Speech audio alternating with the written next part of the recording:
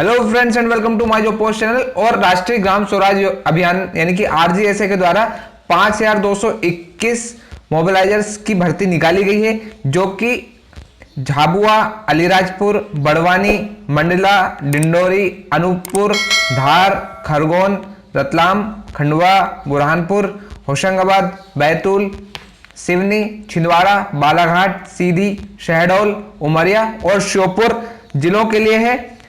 इसमें लिखा है ग्राम पंचायतों में विशेष सहायता मद अंतर्गत निर्धारित गतिविधियों के क्रियान्वयन एवं निष्पादन हेतु प्रदेश की पैसा क्षेत्र अंतर्गत अनुसूचित क्षेत्र की 5221 ग्राम पंचायतों में एक एक ग्राम सभा पैसा मोबिलाइजर्स का चयन किया जाना है।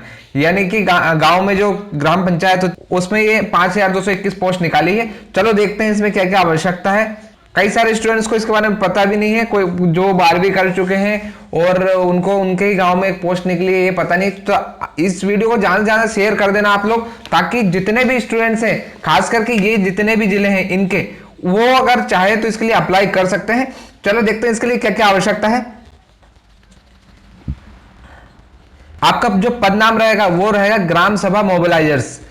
अर्हता यानी कि एलिजिबिलिटी देख लेते हैं। तो न्यूनतम एलिजिबिलिटी है आवेदक हायर सेकेंडरी यानी कि 10+2 पास होना चाहिए, यानी कि आपने 12वीं की हो।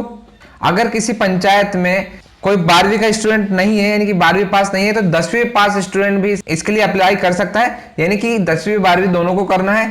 लेकिन प्रेफरेंस जो दी जाएगी वो 12वीं को दी जाएगी। अगर 12वीं नहीं है कोई स्टूडेंट, तब 10वीं के कैंडिडेट को वरीयता दी जाएगी। एक इंपॉर्टेंट कंडीशन है कि आवेदक ग्राम पंचायत का स्थानीय निवासी हो, यानी कि आप जिस भी ग्राम के लिए आवेदन कर रहे हैं आप उसी गांव के होने चाहिए, मूल निवासी। और ये सबसे अच्छी बात है कि गांव में आपको नौकरी मिल रही। और इसकी पुष्टि है तो आवेदक का नाम अथवा आवेदक के माता पिता का नाम अथवा आवेदक के पति का नाम संबंधित ग्राम पंचायत के मतदाता सूची में दर्ज होना चाहिए, यानी कि या तो आपके पापा मम्मी, आपके हस्बैंड या फिर आपका खुद का नाम आपकी वोटर आईडी में होना चाहिए। इसके लिए आपको आवश्यक दस्तावेज जैसे कि वोटर आईडी कार्ड वगैरह स्वप्रमाणित यानी कि सेल्फ अटेस्टेड होना चाहिए और वहां पर संलग्न करना होगा एप्लीकेशन के साथ। आपकी जो एज होनी चाहिए वो मिनिमम होनी चाहिए 18 साल और मैक्सिमम होनी चाहिए 40 ईयर्स। इसके अलावा छूट जो है वो शासन के नियमानुसार रहेगी। 1 जनवरी 2020 से काउंट की जाएगी एज को। कुछ एक्स्ट्रा जो एलिजिबिलिटी है वो ये है सीआरपी प्रेरक, स्वच्छताग्राही, स्वयं सहायता समूह के सदस्य प्रेरक, आवेदक को पंचायत एवं ग्रामीण विकास विभाग के अंतर्गत यदि किसी परियोजना में कार्य किया हो तो उसका अनुभव प्रमाण पत्र लगा देना आपको, जो कि मुख्य कार्यपालन अधिकारी द्वारा अभिप्रमाणित हो, काउंटर साइन किया हो। और अगर इसके अलावा आपने किसी विभाग या किसी शासन द्वारा मान्यता प्राप्त गैर शासकीय संस्थाओं में कार्य का अनुभव हो तो उसका भी आप सर्टिफिकेट लगा सकते हैं। कंप्यूटर साक्षरता, शासन से मान्यता प्राप्त संबद्ध शैक्षणिक संस्थान से डीसीए, पीजीडीसीए अथवा समकक्ष योग्यता उत्तीर्ण की गई हो तो उसको भी आप लगा दें, उसका आपको फायदा मिलने वाला है। योग्यता, अनुभव या फिर मापदंड देख लेते हैं। आपने हायर सेकेंडरी की हो यानी कि 10+2, इसमें आपको 10+2 होना चाहिए यानी कि 12th ही होनी चाहिए। और जहां पर 12th के स्टूडेंट अप्लाई नहीं कर रहे हैं वहां पर 10th के स्टूडेंट भी अप्लाई कर सकते हैं। और इसमें क्या होगा कि आपके जैसे जितने भी परसेंटेज आपके 12th में या फिर 10th में रहेंगे उसका 60% लेंगे। मान लो आपके 80% बने तो उसका 60% 48% होता है, ठीक है। 80 × 60/100 करेंगे तो ये 48% होगा। तो आपको आपके जितने परसेंट रहेंगे उसके 60% में कन्वर्ट कर दिया जाएगा। और इसमें आपके जो भी सर्टिफिकेट है, जो भी आपके मार्कशीट है वो आपको इसके साथ संलग्न करना होगा। अगर स्नातक किया है तो उसके 10% आपको दिए जाएंगे, यानी कि आपने अगर ग्रेजुएशन की है तो उसके जितने भी परसेंट बने उसका 10% निकालेंगे। यानी कि मान लो आपने 65% बनी है आपकी स्नातक में तो उसका 6.5 अंक दिए जाएंगे और उसको भी उसमें ऐड कर दिया जाएगा। उसके साथ आपको आपकी जो ग्रेजुएशन की मार्कशीट है, सर्टिफिकेट है, डिग्री है वो लगानी होगी। अनुसूचित जनजाति के जो अभ्यर्थी हैं उनको 10 नंबर अलग से दिए जाएंगे, उनको इसके लिए जाति प्रमाण पत्र प्रस्तुत करना होगा। महिला अभ्यर्थियों को 10 अंक अलग से दिए जाएंगे, इसके लिए आपको कोई भी वैध प्रमाण पत्र, पहचान पत्र प्रस्तुत करना होगा। जिन्होंने कंप्यूटर साक्षरता, डीसीए, पीजीडीसीए या फिर शासन से मान्यता प्राप्त कंप्यूटर प्रशिक्षण या कोर्स किया है उनको 10 अंक अलग से दिए जाएंगे। यानी कि अगर आपके पास ये सब है तो आपके चांसेस ज्यादा है, आपके अंक बढ़ते जाएंगे। तो आप ये सब जितने भी अभ्यर्थी हैं अगर आपके पास है तो आपको उनके सर्टिफिकेट और उनको मेंशन जरूर करना है। शैक्षणिक संस्था द्वारा प्रमाणित अंक सूची, सर्टिफिकेट, डिग्री प्रस्तुत करना है, संलग्न करना है कंप्यूटर, पीजीडीसी वगैरह इनकी। अगर किसी स्थिति में 2 या 2 से अधिक अभ्यर्थियों के समान अंक प्राप्त होते हैं, मान लो ये सब अंक जोड़ने के बाद किसी भी 2 या उससे ज्यादा कैंडिडेट के बराबर नंबर हो रहे हैं, तो फिर इनको प्रेफरेंस दी जाएगी। पहले इनको पोस्ट दी जाएगी।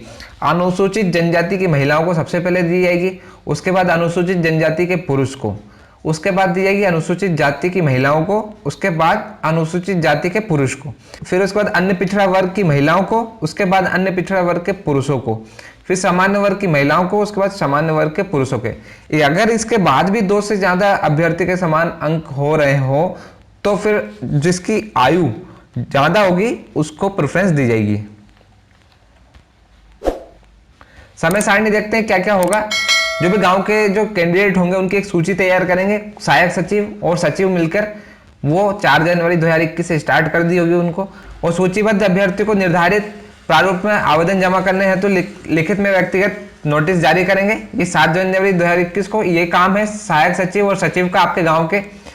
और आवेदक द्वारा आवेदन जमा करने की अंतिम तिथि, यानी कि आपको आवेदन भरना है वो 18 जनवरी 2021 से पहले भर देना है।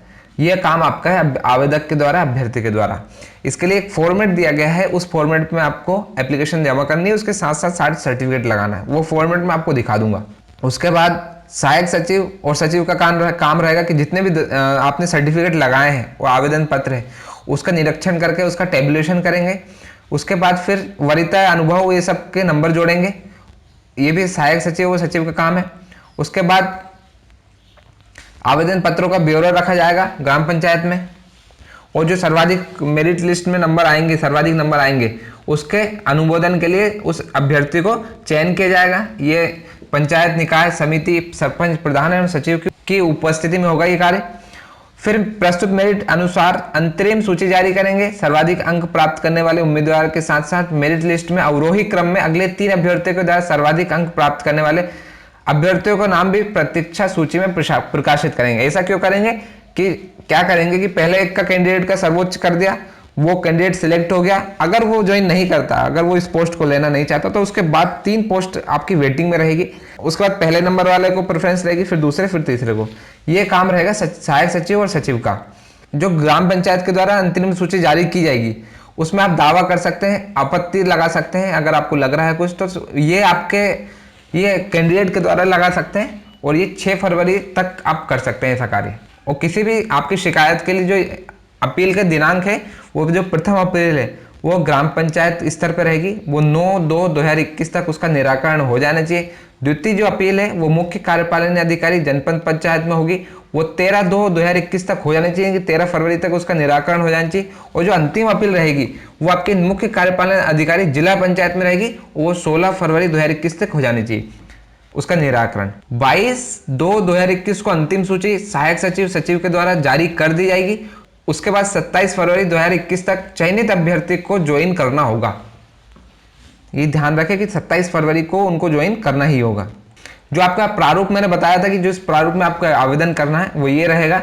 ये ग्राम सभा मोबिलाइजर के नामांकन हेतु आवेदन का प्रारूप, परिशिष्ट, आवेदित पद का नाम ग्राम सभा मोबिलाइजर, आवेदित ग्राम पंचायत का नाम, आपकी ग्राम पंचायत का नाम, आवेदक का नाम, पिता पति के नाम, क्या आवेदित ग्राम पंचायत का स्थायी निवासी है, हाँ या नहीं, उसके साथ उसका संलग्न दस्तावेज कर देना, आवेदक का स्थायी पता, इसके साथ आपको सेल्फ अटेस्टेड सर्टिफिकेट लगाना है।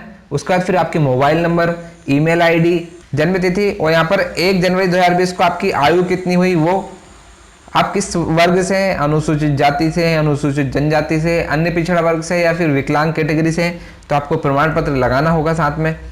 फिर आपके जो भी आपने परीक्षा उत्तीर्ण की है, शैक्षणिक योग्यता, उनको सबको यहाँ पर मेंशन करना है। 10th की है, 12th की है, ग्रेजुएशन, कंप्यूटर डिप्लोमा, अन्य कोई अनुभव, कंप्यूटर साक्षरता, DCA, PGDCA व समकक्ष योग्यता, तो यहाँ पर टिक करना है, यहाँ पर बताना है आपको। ग्राम पंचायत में संबंधित कार्य में प्राप्त किए प्रशिक्षण, कार्य अनुभव, कुशलता का विवरण, तो यहाँ पर आपका अनुभव के बारे में लिखाना, कब से कब तक क्या कार्य किया गया है, और संदर्भ व्यक्ति का नाम, यानी कि जो आपने रेफरेंस दे रहे हैं उनका। फिर आपको जो आप आवेदन प्रस्तुत करें उसके लिए ग्राम पंचायत के द्वारा आपको एक पावती दी जाएगी। पावती यानी कि एक वो होता है सबूत कि आपने एक आवेदन प्रस्तुत किया है। तो आप जैसे ही आवेदन देते हैं यहाँ पर आपका नाम वगैरह सब डिटेल भर के, ये सब चीज़ भर के, और आपके आवेदक के नाम, हस्ताक्षर, प्राप्तकर्ता का हस्ताक्षर, पदनाम, मुद्रा लगा देंगे और ये आपको दे देंगे, ताकि आपका सबूत रहे कि हाँ हमने भी ये अप्लाई किया है।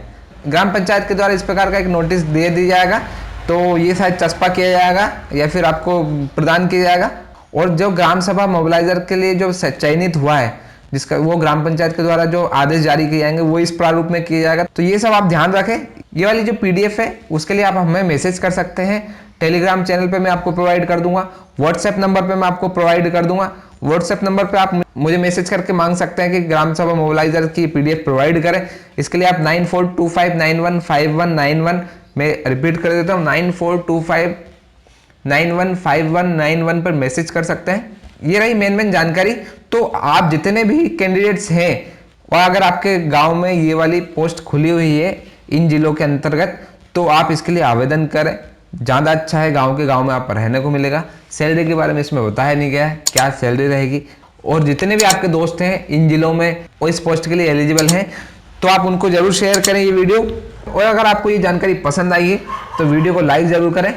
आगे की इसी प्रकार की जानकारी के लिए सब्सक्राइब करें हमारा चैनल माई जॉब पोस्ट।